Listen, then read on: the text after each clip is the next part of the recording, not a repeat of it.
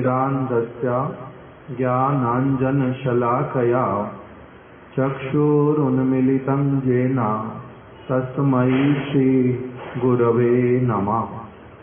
वाञ्छाकल्पतरुभ्यश्च कृपासिन्धुभ्य एव च पतितानां पावनेभ्यो वैष्णवेभ्यो नमो नमः।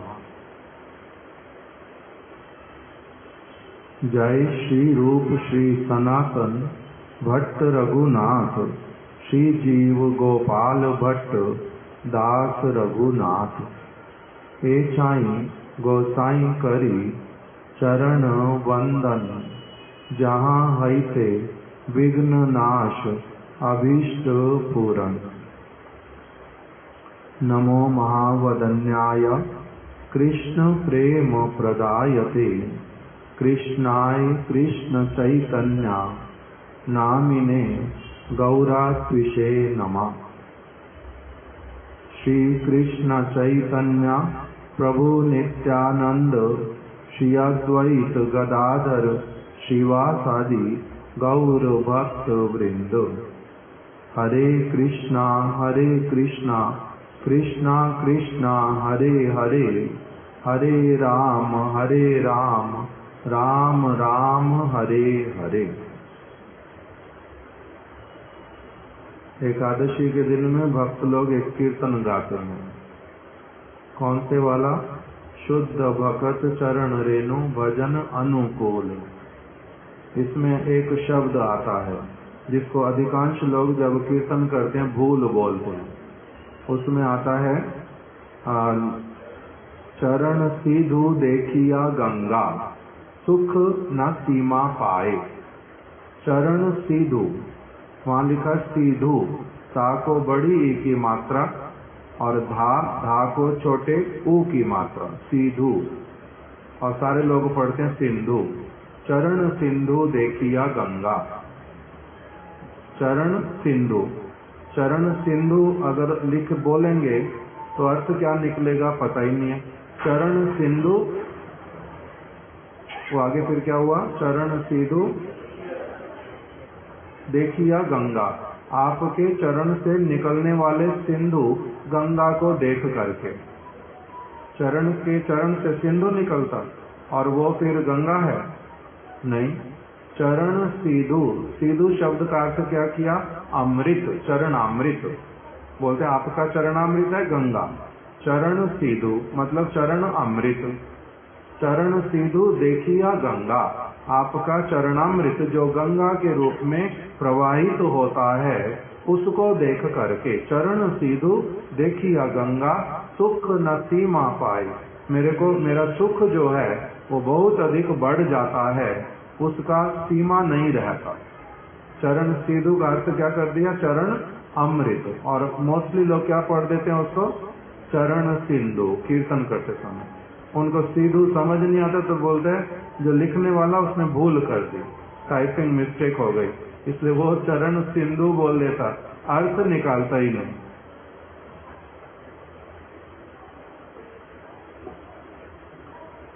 चलो,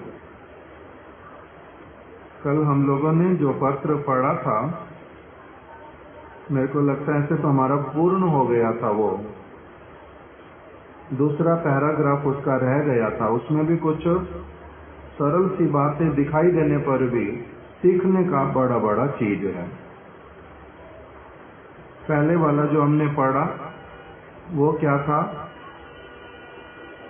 स्नेह के पात्र, मुझे ज्ञात हुआ कि तुम्हारी पुनः मठ में वास करने की इच्छा है। तुम में बहुत सी योग्यताएं हैं, किंतु क्रोध के कारण तुम लोगों का अनादर करते हो तथा उन्हें उद्वेग पहुंचाते हो। आरंभिक अवस्था में प्रत्येक साधक में ही कोई न कोई दोष रह सकता है, किंतु साधक अपने प्रयत्नों के द्वारा उनको दूर करते हैं। आपके आगे लोग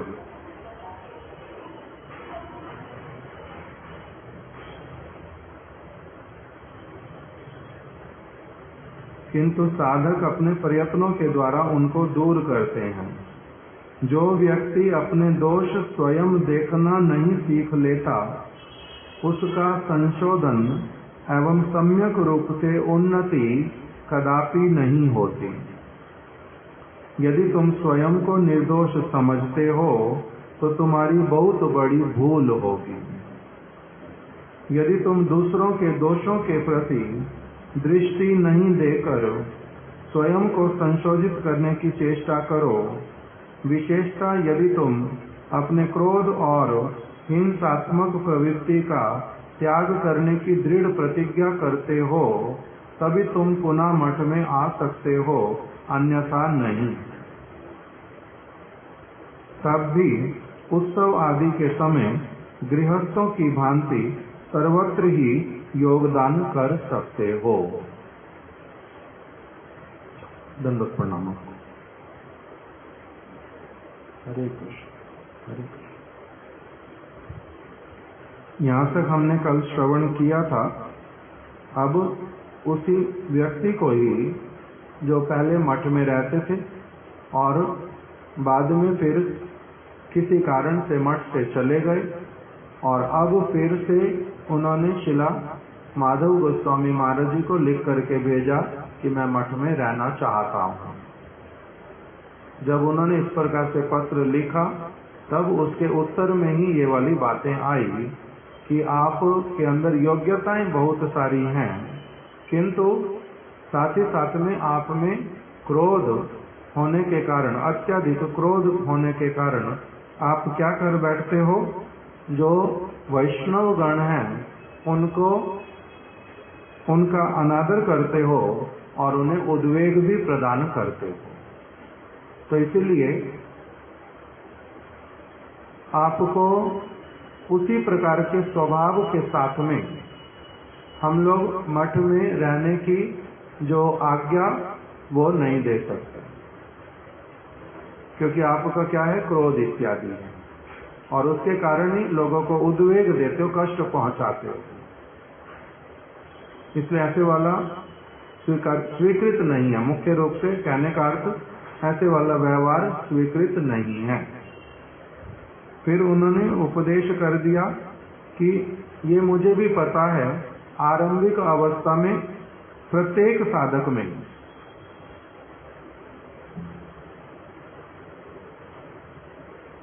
दोपहर के लिए आरंभिक अवस्था में प्रत्येक साधक में, यहाँ पर शब्द जो बोल दिया प्रत्येक साधक, अर्थात हर किसी व्यक्ति के ऊपर ये बात लागू होती है। आरंभिक अवस्था में प्रत्येक साधक में ही कोई ना कोई दोष रह सकता है। सबका दोष एक प्रकार का होता नहीं। किसी का अगर क्रोध है, वो उसके कारण अनादर करता है। किसी में आलस्य है, किसी में निंदा चुगली करने का स्वभाव है, किसी में किसी के एक दूसरे के प्रति लड़ाई करवाने का स्वभाव है, किसी का दूसरों के तत्व में दोष देखने का स्वभाव है। अलग अलग प्रकार के साधक और अलग अलग प्रकार का स्वभाव, योग्यता अलग अलग प्रकार की, इसी कारण से उनमें जो दोष होते हैं वो भी अलग अलग प्रकार के। सबका दोष एक जैसा होता नहीं। कोई चोरी करता है, कोई झूठ बोलता है, कोई स्त्री के प्रति अत्यधिक आसक्त होने के कारण उस तरह की क्रियाएं करता है, कोई प्रतिष्ठा के लिए मरता है। सबका एक जैसा होता नहीं।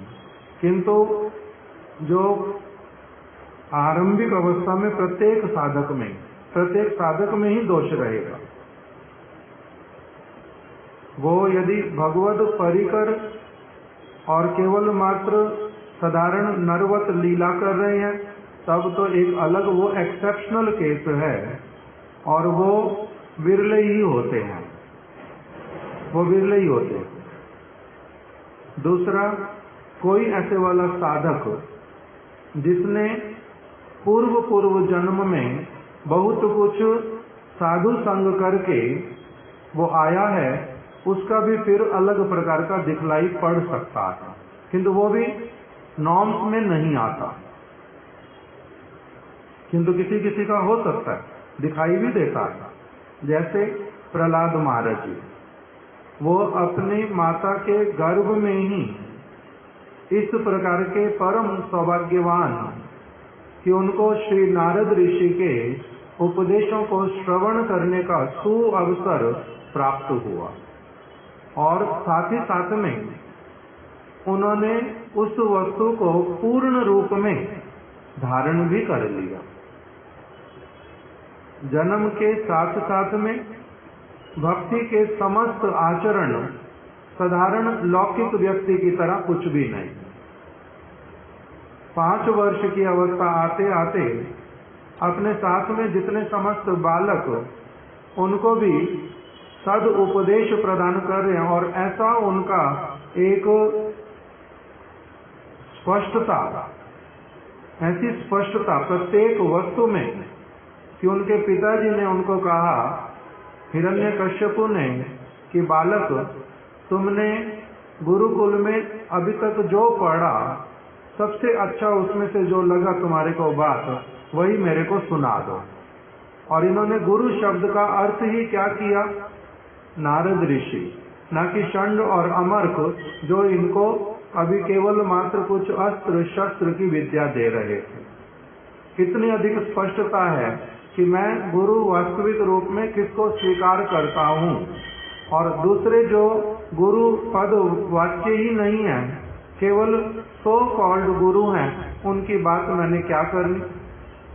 जब उन्होंने कहा तुम्हारे गुरु जी ने तो तुम्हें ये सब कुछ पढ़ाया ही नहीं, हिरण्यकश्यपु ने जब बोला, तब इन्होंने कहा जिसको आप गुरु कह रहे हो वो गुरु है ही नहीं।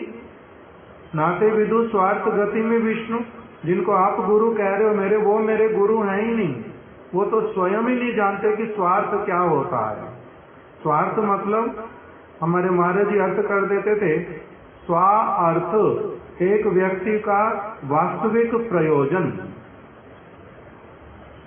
एक व्यक्ति का वास्तविक प्रयोजन वो ही नहीं जानते, फिर उनको गुरु कहा नहीं। इतनी स्पष्टता कब है? ये स्पष्टता उनकी प्रकटित हो गई 5 वर्ष में, किंतु थी कब से? गर्भ से नारद जी की कृपा से 7 में जन्म के, उसमें देरी हुई नहीं। तो ऐसे वाले साधक जो हैं, अब किसी का हो सकता ऐसे वाला है, किसी का और क्या हो सकता है, जैसे शिला वामन गोस्वामी महाराज कौन सी आयु में आ गए अपने गुरुदेव के पास में? 9 वर्ष की आयु में, छोटे से बालक, जाना ही चाहते नहीं, यही मेरे को घर प्रतीत होता है, मेरे को यहीं पर छोड़ दो। वहीं पर रह गए, और बाद में भी फिर आयु का परिवर्तन होने पर भी जो सारे साधारण जगत के लोगों में विकार आते हैं, वो विकार उनके जीवन में कभी कुछ आया ही नहीं, उस तरफ आकर्षण हुआ नहीं। कि फैमिलियरिटी ब्रीड्स कॉन्टेम्प्ट, किसी के साथ रहते रहते अपरिपक्व व्यक्ति की जो इमैच्योर होता है, उसकी अगर किसी महत्व पुरुष के साथ में भी उसको संग मिल जाए, फैमिलियरिटी, थोड़े दिन बहुत अधिक संग मिलने के कारण वो उनके प्रति भी जो महत्व बुद्धि रखनी चाहिए वो नहीं रख के उनके प्रति साधारण बुद्धि रखने लग जाता है। जैसे शिला स्वामी महाराज जी के शिष्य कोई एक थे, नाम तो अभी मैं भूल रहा हूँ, अच्युतानंद शायद, जो उनकी जीवनी में लिखा हुआ शिला स्वामी महाराज जी की, कि अच्युतानंद ने 1 वर्ष तक सेवा की शिला स्वामी महाराज जी की, उनके पर्सनल सेवक थे। और 1 वर्ष के बाद में उन्होंने लोगों को कहना प्रारंभ किया, Swami ji still living, why? Because of my services. Swami ji is still healthy because I am taking care of you. मैं उनको औषधि समय पर देता हूँ, मैं उनको भोजन समय पर देता हूँ, कब क्या करना चाहिए मैं उनको सारी तरह के अच्छे सुझाव देता हूँ, इसीलिए वो अभी तक भी जीवित हैं। और अभी मैंने भी क्या कर लिया है, संस्कृत अच्छे से पढ़नी सीख लिया है, इसीलिए जो काम वो कर सकते मैं भी भली प्रकार से कर सकता हूँ। उनमें और मेरे में अब जो अंतर है वो केवल इतना कि उनके नाम के साथ मेरे को लगाना पड़ता गुरु, क्योंकि उन्होंने क्या किया है, मेरे को इस तरफ मोड़ा। Other than that there is no difference in between him and me. Swami Maharaj ji ने अलग अलग लोगों से ये बात सुनी, तो उन्होंने दूसरे भक्तों को जिन्होंने लिख करके भेजा अथवा पूछा, उनको लिख करके आंसर किया कि familiarity breeds contempt, you know this, क्या बोलेंगे इसको, प्रोवर्ब ना क्या कहते हैं इसको, ये क्या है, सेइंग और कुछ कहते हैं, phrase. You have ever heard about this phrase, familiarity breeds contempt, कि किसी व्यक्ति को अगर महत्व पुरुष के, भगवान के साथ में भी रहने का अवसर मिल जाए, थोड़े समय में ही वो क्या कर लेता है, उनको भी अपने जैसा साधारण मनुष्य मानने लग पड़ता है। किस लिए? क्योंकि बद्ध व्यक्ति का लक्षण ही यही है, फैमिलियरिटी ब्रीड्स कॉन्टेम्प्ट। बता क्या रहा था, हाँ, श्रील वामन गोस्वामी महाराज जी का तो किंतु ऐसा हुआ नहीं। वो बिल्कुल छोटी अवस्था में आए, 9 वर्ष की अवस्था में, और उन्होंने भी कितने सारे वैष्णवों का संग किया, दर्शन किया, उनके बहुत सारे भूल भ्रांतियां भी देखी, अच्छे गुण भी देखे, किंतु उन सारी वस्तुओं का इफेक्ट उनके ऊपर तो आया नहीं। हमारे महाराज जी हम लोगों को बोलते थे कि हम लोग ऐसे वाले युग में आए अपने गुरु महाराज जी के पास में, जिस समय गुरु महाराज जी और जितने प्रभुपाद जी के शिष्य, सबके बीच में अनेक अनेक प्रकार का कलह और विवाद ये सब चल रहा था, किंतु हम लोगों को उस प्रकार की वस्तु से इफेक्टेड नहीं होना पड़ा। किस लिए नहीं होना पड़ा? क्योंकि हमने क्या किया, महत्व पुरुष का चरण आश्रय करके उनके दृष्टिकोण के अनुसार सारी चीज को देखा कि कोई साधक अभी 60% कर चुका चीजें, 40% उसकी बाकी है। कोई 80% कर चुका, उसकी 20% बाकी है।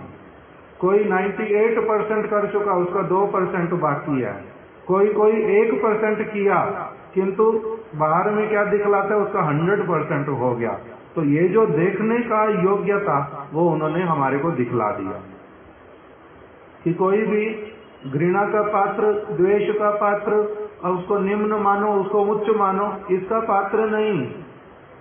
महाराज जी उदाहरण देते थे कि जैव धर्म में लिखा हुआ भक्ति विनोद ठाकुर जी ने कि अलग अलग योग्यताओं के कारण, अलग अलग सुकृतियों के कारण, अलग अलग जितना किसने साधन भजन किया, उसके अनुसार उनकी अलग अलग वस्तुओं में निष्ठा होती है।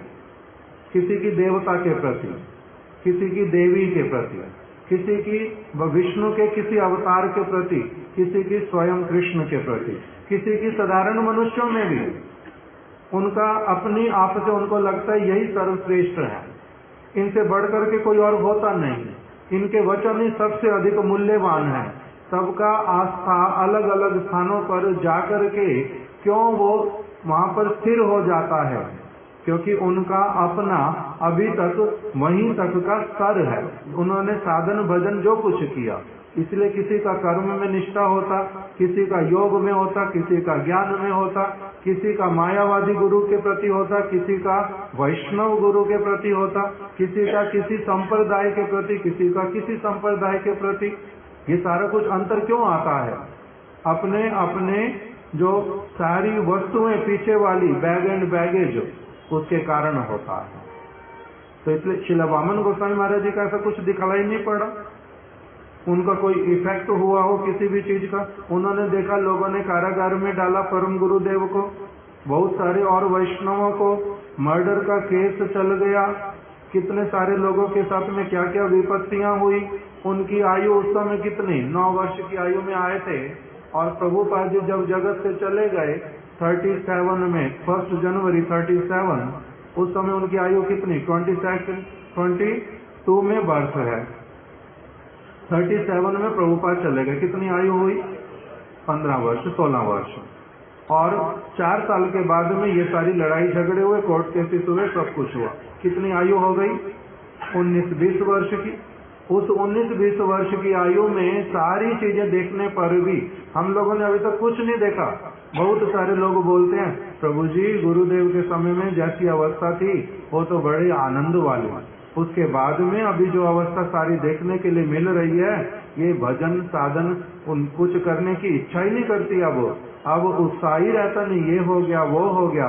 किंतु अगर कंपैरिजन करें उस समय की चीजों का और अभी की चीजों का, उसके सामने अभी वाली चीज 1% भी नहीं है।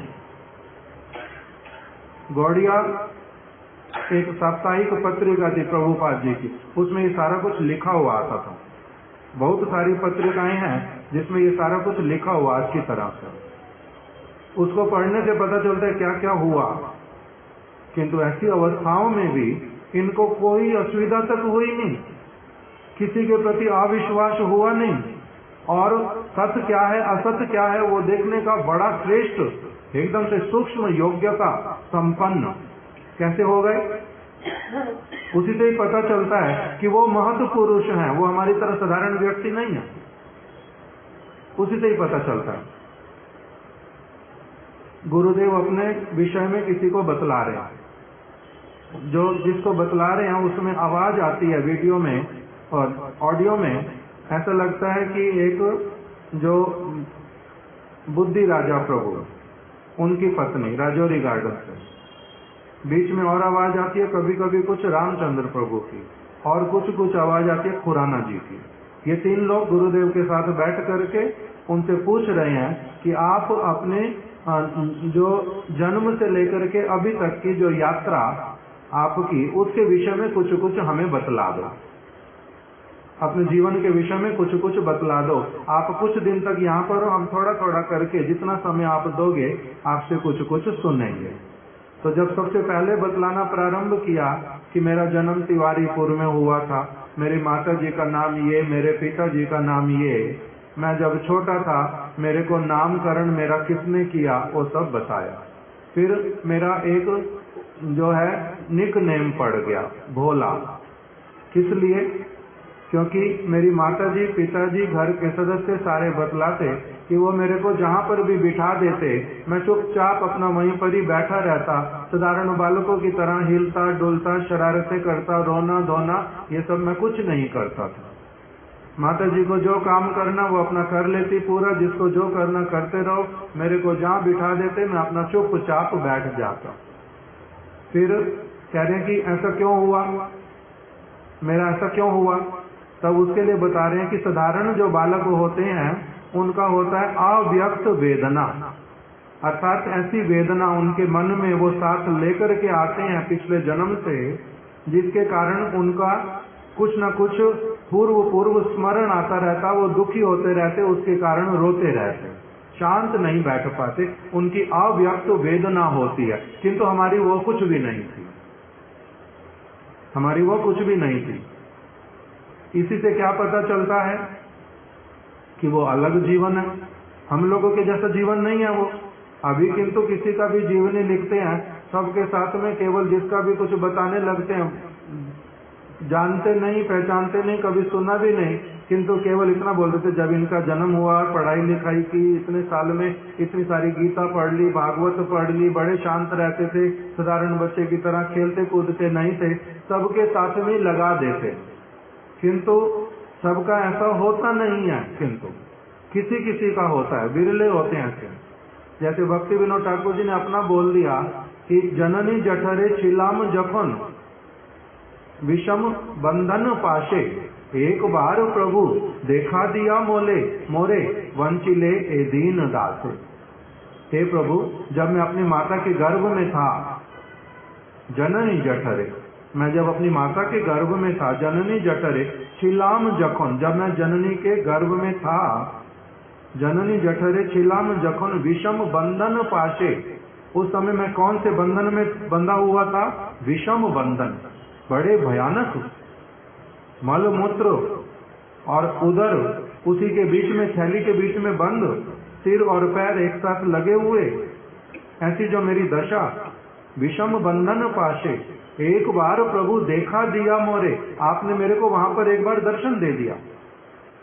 जैसे परीक्षित महाराज जी को आपने ब्रह्मास्त्र से रक्षा करने जाकर के उसको दर्शन भी प्रदान कर दिए। परीक्षित महाराज देख पाए, अनुभव कर पाए कि मेरे को यहाँ पर कोई रक्षा करने के लिए है, बाहर कोई वस्तु है मेरे ऊपर आक्रमण कर रही है, वो मुझे जलाना चाहती, ताप दे रही है बहुत अधिक, और बीच में ये कोई आ रहे हैं, जिस तरफ वो ब्रह्मास्त्र जाता है वहीं से मेरी रक्षा करते हैं। उसी प्रकार से कह रहे हैं, हे प्रभु, मैं भी जब गर्भ में था तब आपने मेरे को क्या किया था? एक बार प्रभु देखा दिया मोरे, आपने उस समय भी मेरे को एक बार अपने दर्शन प्रदान किए थे। ये सबके साथ होता है? मेरे को तो स्मरण ही नहीं, गर्भ में था ये भी पता नहीं है, जन्म हुआ ये भी पता नहीं है, माता का दूध पिया उस समय क्या करता था ये भी कुछ पता नहीं है।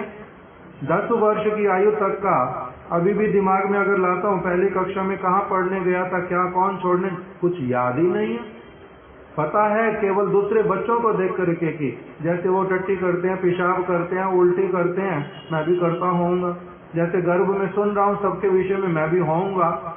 जिस तरह से और बच्चों का जीवन भाषा सीखना, पढ़ना, लिखना शुरू होता है, मेरा भी हुआ होगा, ये तो पता चलता है। किंतु ये पता है कि 10 साल से पहले की बात नहीं पता, उनको गर्भ की बात पता है। और ये महापुरुष, ये कोई मिथ्या बोलने वाले लोग हमारी तरह, हम लोग झूठ मूठ में किसी को इम्प्रेस करने के लिए अथवा कोई भी और चीज करने के लिए बनावटी बातें भी बहुत सारी बोलते हैं। ये हमारा स्वभाव बना हुआ है।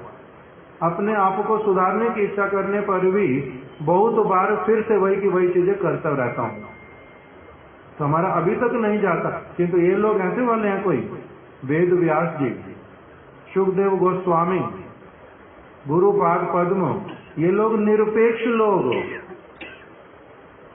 इसीलिए प्रभुपाद जी ने लिख दिया, एक व्यक्ति का बोल करके, माधवेंद्र पुरी भाव गरे चूरी, कबू ना करीला सदा ही जाना वो।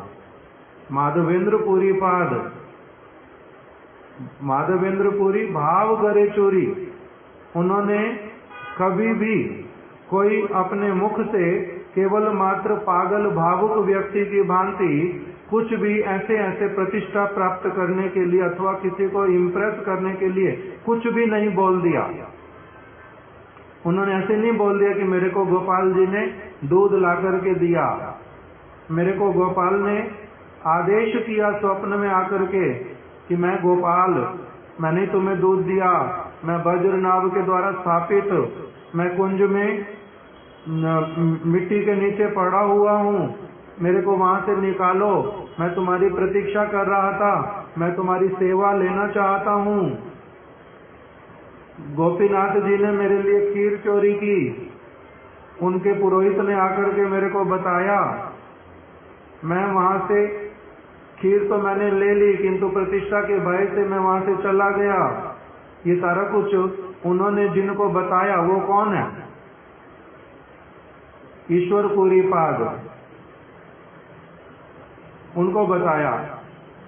जो सारा कुछ बताया उसमें कोई झूठ मिश्रित थोड़ा सा भी, 1% भी, तो कहते कि ये महत्पुरुष वैसे वाले नहीं होते, ये अलग प्रकार के। और फिर एक तो झूठ नहीं बोलते, कुछ बनावटी नहीं बोलते। और कोई बात तो बोल रहा था बीच में, माधवेंद्र पुरी, हाँ, माधवेंद्र पुरी पाद जी ने बताया ईश्वर पुरी पाद जी को ये बातें आई क्यों, छुपाया क्यों नहीं इस बात को, अपने भीतर में क्यों नहीं रख लिया, बताते क्यों ऐसी बातें? ऐसी बातों को तो छिपाना चाहिए, अगर होता भी है किसी के साथ कुछ तो इसको तो बताते नहीं, फिर बताया किस लिए? आपन भजन कथा ना कहिबे यथा तथा। नरोत्तम दास ठाकुर जी ने निर्देश दिया, अपने भजन की बातें यहाँ वहां जिस किसी को बताते नहीं है। आपन भजन कथा ना कहिबे यथा तथा, इधर उधर किसी को बताना नहीं। तो फिर इन्होंने क्यों बताया? जैसे रासलीला इत्यादि की कथा के लिए कहा, यहाँ वहां जहां तहां सर्वत्र रासलीला की कथा, कृष्ण के गोपियों के साथ विहार की कथा कहना नहीं, किंतु किसी को नहीं कहना, कभी नहीं कहना, ये थोड़ा ना कहा है। यहाँ वहां नहीं कहना, जहां तहां नहीं कहना, अयोग्य व्यक्तियों के सामने नहीं कहना, किंतु कभी कहना ही नहीं, किसी को नहीं कहना, ये भी तो नहीं कहा ना। योग्य व्यक्ति के सामने कहने के लिए कहा है, नहीं कहेंगे तो वस्तु लुप्त हो जाती है, दूसरा व्यक्ति धारण कैसे करेगा। इसलिए हमारे गुरुदेव उन कथाओं को हम लोगों को सुनाते थे कि यहाँ वहां नहीं कह रहा हूं, और असावधानी पूर्वक भी नहीं कह रहा हूं, विषय वस्तु को हल्का बना करके भी नहीं कह रहा हूं, कहने के लिए मना नहीं है, किंतु जिस तरह से कहना उसी तरह से कह रहा हूं। ये एक बात है। और माधवेंद्र पुरीपाद जी ने ईश्वर पुरीपाद जी को बताया, जिस किसी को बताया नहीं। ईश्वर पुरीपाद बहुत योग्य व्यक्ति, कैसे वाले अशिष्य, जैसा सौनक आदि ऋषि ने सूत गोस्वामी जी को कहा, हे सूत, हे तात, हे चिरंजीवी, हे महत्पुरुष, तुमने क्या किया हुआ है, बहुत सारे शास्त्रों को अध्ययन किया है, अपने आप से भी किया नहीं अध्ययन, केवल आपने गुरु तुल्य समस्त जो महत जन, उनसे आपने अध्ययन किया, और केवल अध्ययन किया है ऐसा भी नहीं, आपने अपनी आप से पढ़ा है वो भी ठीक, आपने अध्ययन किया है वो भी ठीक, किंतु उस अध्ययन के साथ साथ में आपने अपने गुरु पाद पद्म को परम प्रसन्न किया है। इसलिए उन्होंने क्या किया, आपको अपना बहुत अधिक घनिष्ठ और सुहृत मान करके अपने हृदय की सारी संपत्ति को, अनुभव को आपको प्रदान किया है। क्यों? क्योंकि जो गुरुदेव वो अपने सुहृद और योग्य शिष्य को अपनी समस्त वस्तु बतला देते, कोई भी वस्तु छिपा करके नहीं रखते, उनके समक्ष उनका कुछ छिपा हुआ नहीं रहता। जैसे दूसरे स्थान पर भागवत में बतला दिया कि जो भगवान 1000 प्रयास कर लें, वो अपनी किसी भी चीज को कृष्ण के लिए बतलाया, राधा रानी से छिपा नहीं पाता, उनकी कोई वस्तु वहां पर लुकाई तो नहीं रहती। जो शब्द आया, 1000 प्रयास कर लें, किंतु तब भी बिना बतलाए भी नहीं बतलाएं, बिना बतलाए भी वो अपने आप से जान लेती हैं। जैसे हम लोग जिनके साथ में कुछ निकट रहते हैं ना, उनका स्वभाव पता चल जाता है, स्वभाव पता चल जाता है। जैसे हमारे सिद्धांति महाराज कुछ सामान लाएगा, रख करके चला जाएगा अलमारी में, फिर बाद में ढूंढेगा उस सामान को, तो उसको पता चाबी सिर्फ मेरे पास है या उसके पास, तो देखेगा उसको अगर सामान नहीं मिला तो पहले पूछेगा किसी दूसरी जगह तो नहीं रख दिया। मैं बोलूंगा कि देख लेता हूँ। अगर मैंने 2 दिन बोल दिया, 3 दिन बोल दिया कि देख लेता हूँ अभी, अगर तो रखा हुआ है तो निकाल के दे दूंगा 10 मिनट में, 15 मिनट में। अगर बोला बिजी हूँ बहुत, तो ज्यादा से ज्यादा 1 दिन में निकाल करके दे दूंगा जहां भी होगा।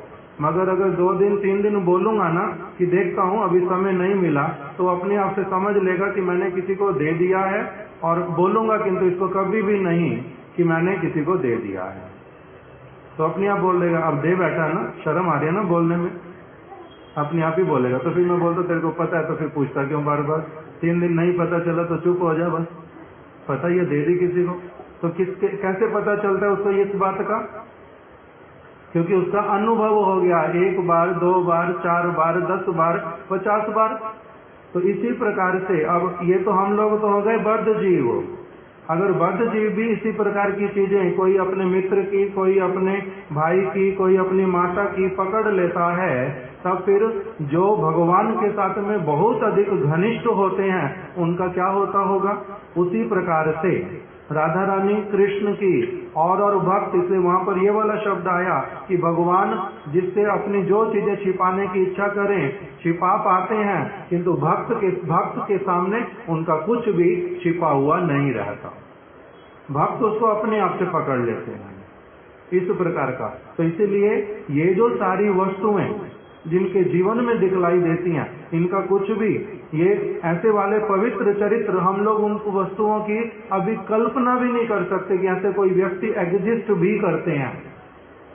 क्यों? क्योंकि हम लोगों का अनुभव नहीं है वैसा, हम लोग स्वयं ही उस प्रकार के आदर्श में कभी स्थित ही नहीं है कुछ भी। इससे हम लोगों को ये कल्पना लगती है कि ऐसे व्यक्ति होते हैं, ऐसे व्यक्ति होते हैं जो कभी झूठ नहीं बोलते, जो कभी हिंसा नहीं करते, जो कभी चोरी नहीं करते, जिनका संसार की किसी चीज से कोई लेना देना नहीं है, जो धन के पीछे, स्त्री के पीछे और प्रतिष्ठा के पीछे उनके दिमाग में कभी कुछ आता नहीं, जिनके स्वप्न में भी कभी उनको जगत की कोई वस्तु पता नहीं चलती, जो सब समय केवल मात्र 24 में से 24 घंटे पूरा जीवन वो भगवान के साथ में ही रहते हैं। हमारा ऐसा धारणा होता ही नहीं। कैसे संभव है? कैसे संभव है? तो हमें क्या लगता है? यही स्थिति, क्योंकि हम लोग कौन है? बद्ध। और हमारा संग किनके साथ में होता है? अधिकांश बद्ध। और यदि कुछ कुछ साधु के रूप में भी किसी का संग होता है, कोई 1% है, कोई आधा प्रतिशत है, कोई 2% है, उससे ज्यादा पता नहीं चलता। क्योंकि हमारे को 2% वाली साधुता 98% उसका दिखलाई देता असाधुता। तो हमारी धारणा, विश्वास, श्रद्धा और इस प्रकार की निष्ठा आगे बढ़ेगी कैसे? वो बढ़ती नहीं, क्योंकि गुरु के साथ में रहने पर भी, अपनी बद्धता के कारण श्रेष्ठ के साथ रहने पर भी हम उनको भी अपने नीचे उनको घसीट करके ले आते हैं। फैमिलियरिटी ब्रीड्स कॉन्टैक्ट, हमारी दशा वही वाली है। इसीलिए यहाँ पर बोल दिया, ये अब सबके विषय में नहीं है, शिला वामन गोस्वामी महाराज जी के विषय में अथवा गुरुदेव के विषय में नहीं लागू होती ये वाली स्टेटमेंट, मगर हमारे जैसे सब लोगों के ऊपर लागू होती है कि हमारे जैसे प्रत्येक साधक जब गुरुपाद पद्म के पास आते हैं, हम सभी में ही कुछ न कुछ दोष अवश्य ही रहता है, किंतु सब में नहीं। एक्सेप्शनल केसेस हैं जो भगवान के निज जन, जैसे महाप्रभु जब आए तो उनके साथ में महाप्रभु तो स्वयं कृष्ण हो गए, राधा रानी गदाधर पंडित हो गई, अथवा रूप गोस्वामी, सनातन गोस्वामी, रूप मंजरी, लवंग मंजरी इत्यादि हो गए। इनका तो अलग हो गया बिल्कुल। किसका नाम बताया? और स्वरूप दामोदर गोस्वामी, राय रामानंद, ये ललिता विशाखा, ये तो उस जगत से आए, उनके साथ में उनके नित्य परिकर। किंतु जब फिर महाप्रभु ने प्रचार सेवा कार्य किया, उसके अंतर्गत क्या आया? एक व्यक्ति उनके साथ में मिलने के लिए आया जगन्नाथपुरी में, भगवान आचार्य, एक भक्त, उनका भाई, नाम उसका शायद लिखा नहीं मेरे को या तो स्मरण में, भगवान आचार्य जी के भाई, वो जगन्नाथपुरी में आ गए। वो महाप्रभु से भेंट करना चाहते हैं, महाप्रभु भेंट करेंगे नहीं। वो कहते हैं मैं कुछ लिख करके लाया हूं, बहुत बड़ा कवि हूं, मेरी बात को महाप्रभु को सुनने के लिए भक्त लोगों को कहा निवेदन करो। भगवान आचार्य को कहा, भगवान आचार्य जी ने बोला पहले स्वरूप दामोदर गोस्वामी को सुना दो। अगर उनको सारा कुछ ठीक लगा, आपकी कविता अगर भक्तिमय कविता, अगर उसमें कोई भी जागतिक दोष नहीं होगा, भक्त वाला सारा कुछ होगा, तो स्वरूप दामोदर जी सुन लेंगे, अप्रूव कर देंगे, फिर महाप्रभु को सुना पाओगे।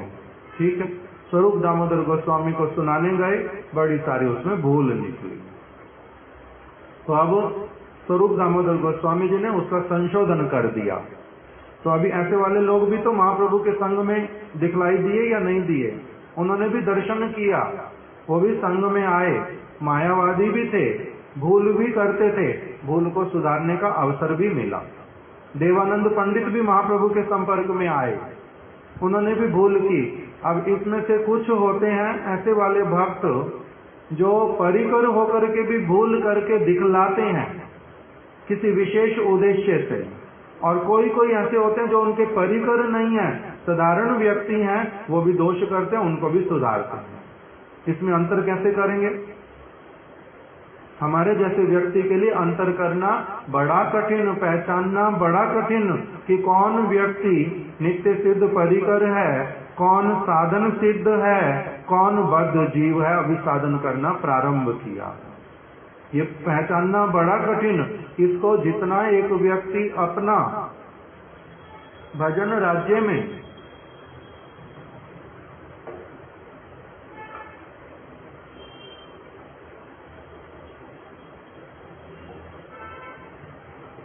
वो अग्रसर होता है, बहुत उच्च अवस्था प्राप्त करने पर तब ये सारा कुछ उसको समझ आना, अनुभव होना, देखना संभव होता है।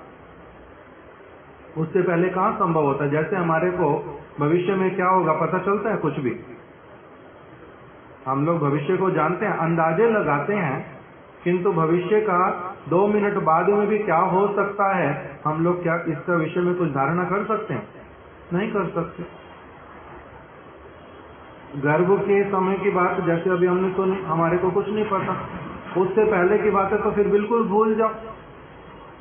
इस जगत में हम गर्भ से हमारा यात्रा प्रारंभ हुआ, उससे पहले वाले जो हमारी सारी चीजें वो तो बिल्कुल भी नहीं पता ना, हमारे को अज्ञात है, सारी वस्तुएं हमारे लिए, हमें कुछ भी नहीं पता चलता।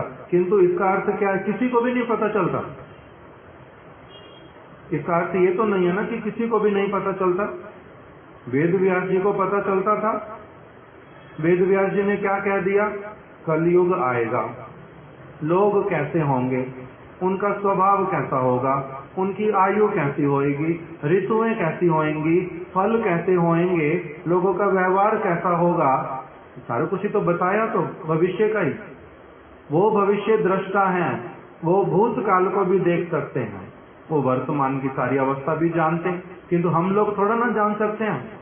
हम लोगों की अलग अवस्था है, उनकी अलग अवस्था है। वो सर्वज्ञ, हम सर्वज्ञ थोड़ा ना है ऐसे वाला या नहीं।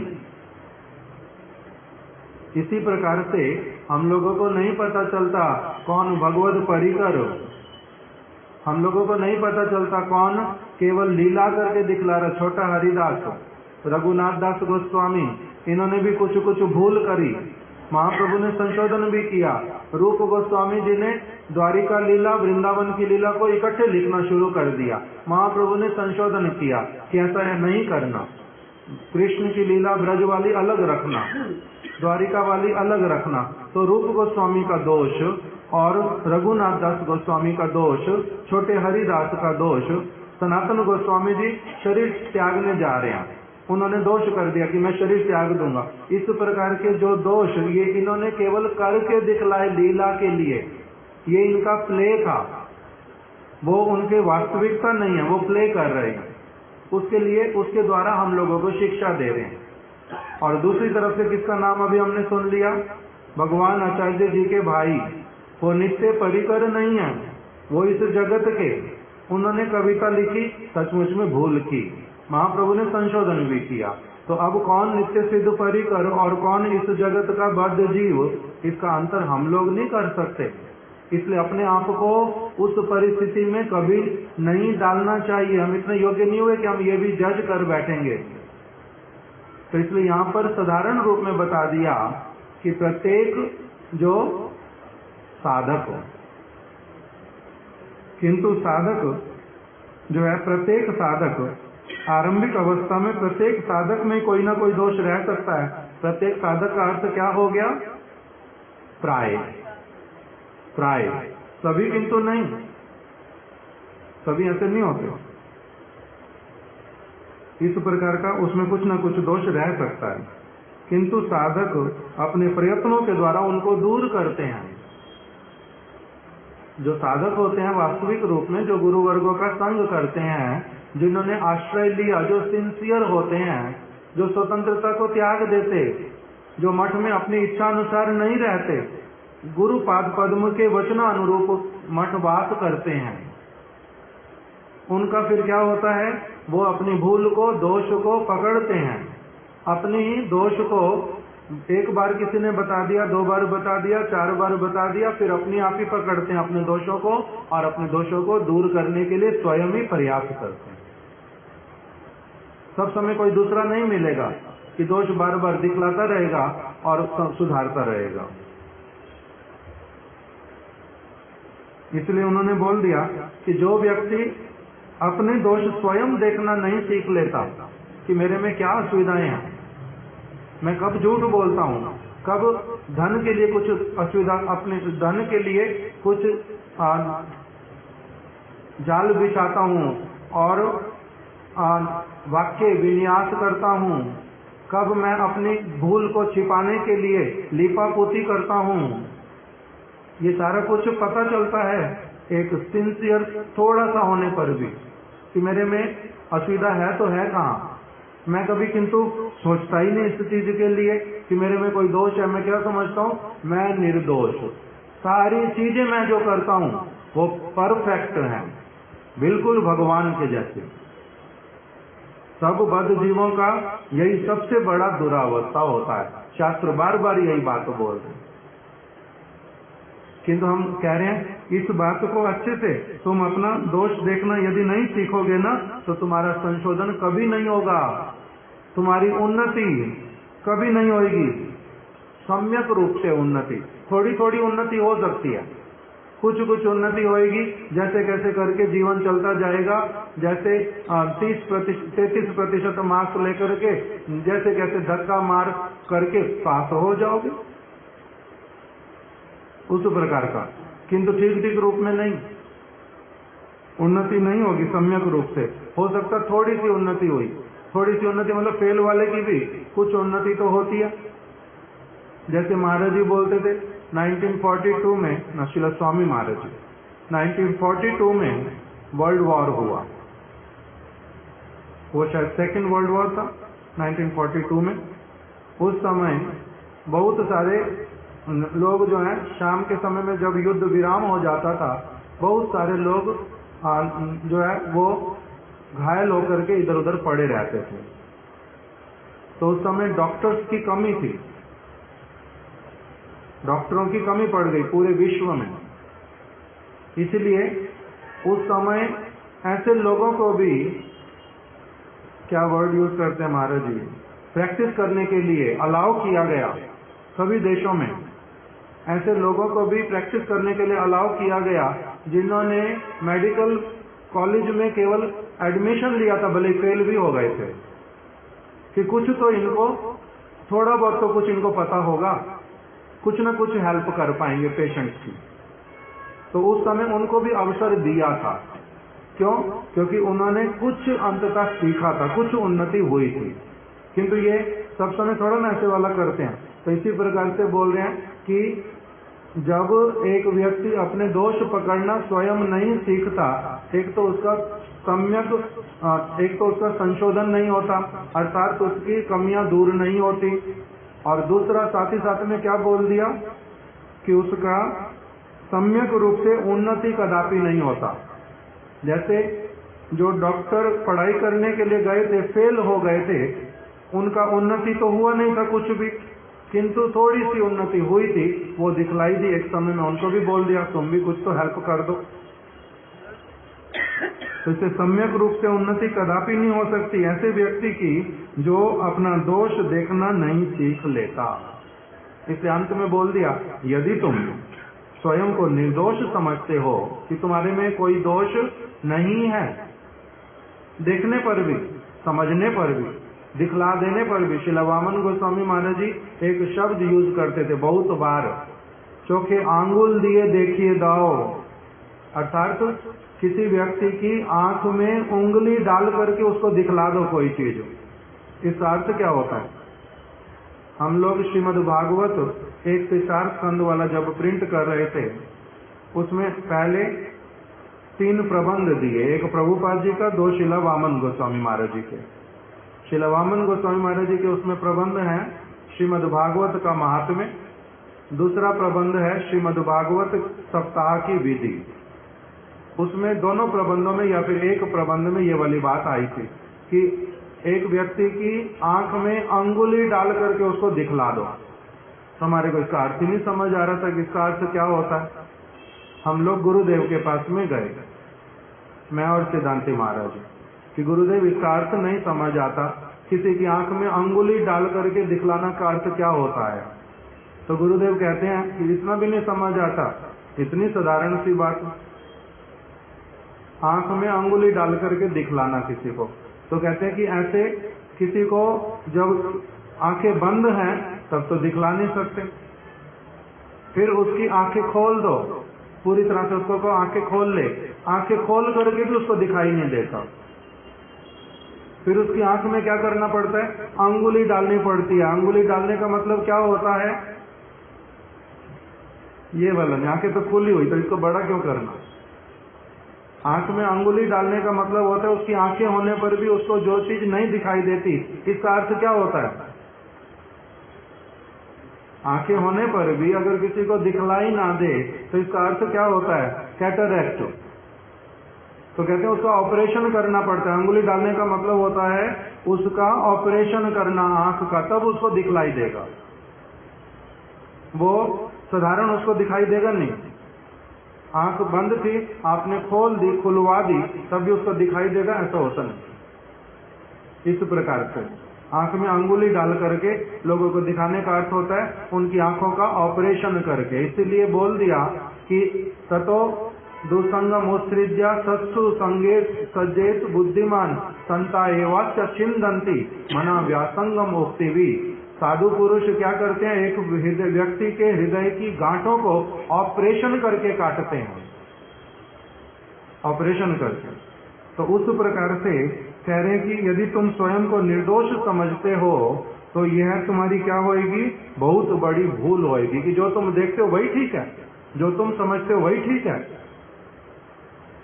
इस प्रकार का विचार, अपने आप के ऊपर इतना अधिक ओवर कॉन्फिडेंस, जिसके कारण क्या होता है, उल्टा अपना बहुत अधिक हानि उठाते हो।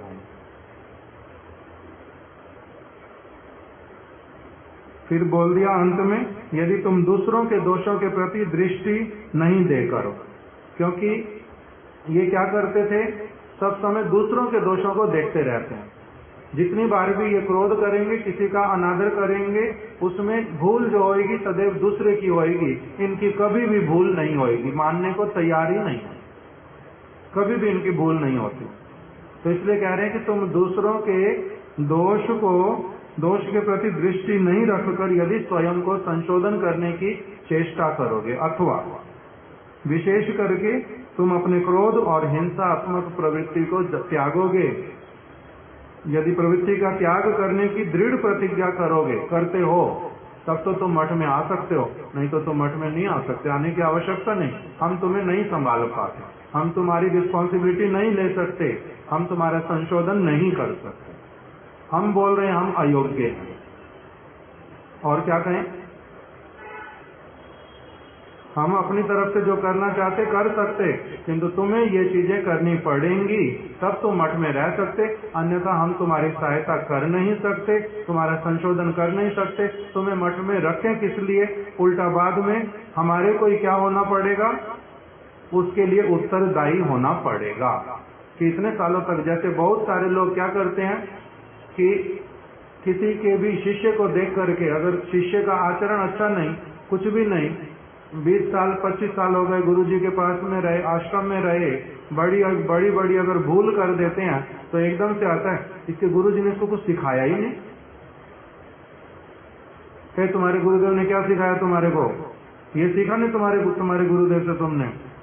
किसके ऊपर आती हैं चीजें, गुरु के ऊपर, जिन्होंने अनेक प्रयास किया, जिन्होंने अपना समय बहुत दिया, जिन्होंने बड़ी कृपा की, जिन्होंने सब प्रकार से चेष्टा की, तब भी अगर ना होए तो क्या करेंगे, तब फिर उसको क्या कह देते कि तुम साथ में रहना नहीं, तुम दूसरी जगह पर ही रहो, जहां पर तुम्हारे को कम से कम क्या होगा, कुछ थपेड़े पड़ेंगे, कुछ ठोकरें लगेंगी, तब तुम्हारे को कुछ यहाँ का अच्छाई दिखलाई देना शुरू होगा, तब तुम्हें पता चलेगा।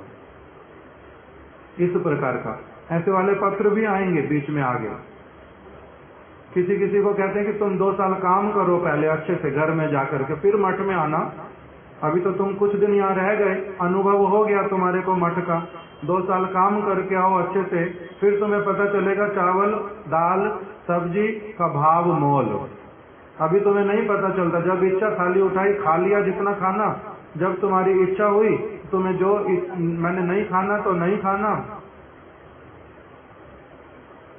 मैंने नहीं खाना तो नहीं खाना, खाना तो खाना, और फेंकना तो फेंक दिया। नष्ट हो रही चीज तो नष्ट होती रहे, इसमें मेरा क्या आ रहा कि मेरा क्या जा रहा है। ये गुरु जी की होगी, मेरे को क्या, मठ की होगी, ये तो सरकारी माल है, मेरे को क्या लेना देना, ये मेरा थोड़ा ना है। जब तुम्हारा फिर अपना जाएगा, कुछ काम करोगे, पैसा कमाओगे, उसका मूल्य सीखोगे, फिर उसमें से जब 1-2 रुपए भी नष्ट होंगे, खर्च होंगे, अभी टैक्सी से जाना, ऐसे करना, मेरे को कपड़े ऐसे वाले चाहिए, कपड़े जो नए नए उसको फेंक देना, ये कुछ करना, ये सारा जो तुम्हारे को है, 2 साल अच्छे से काम करो, बॉस के जो है बातें सुनो अच्छी अच्छी वाली, और उसके बाद में थक जाओ अच्छी तरह से, तब तुम्हारे को 2 साल के बाद में पता चलना शुरू होएगा। यहाँ पर तब आओगे ना, तब तुम्हें पता चलेगा चीजों का कैसे मूल्य देना पड़ता है, क्या वैल्यू होती है चीजों की। इसलिए किसी को सिखाने के लिए गुरु पाद पद में इस प्रकार की चीजें भी करते हैं कि जाओ 2 साल तुम पहले घर में रहो, हमारे पास नहीं रहना, और अब गुरुदेव मैं अब आ जाऊं 6 महीने के बाद, नहीं अभी नहीं, अभी हमारे को नहीं कहना, बाद में आना, अभी और कुछ देखो, उस प्रकार से भी करते हैं। तो ये चीजें भी आएंगी। ये सारा कुछ यहाँ पर इसीलिए लिखा हुआ कि यदि तुम प्रतिज्ञा कर सकते तब तुम आ सकते हो, तुम्हारी योग्यता है, केवल वही दिखला करके तुम हमारे पास रह पाओगे ऐसा नहीं, तुम्हारी अयोग्यताओं को भी दूर करने की इच्छा करोगे तभी तुम रह सकते हो। इस प्रकार का उन्होंने निर्देश दिया। इससे आगे वाला अब हम लोग कल श्रवण करेंगे, यहीं रख देते। वांछा कल्पतरुभ्यश्च कृपा सिंधुभ्य एव च पतितानां पावनेभ्यो वैष्णवेभ्यो नमो नमः।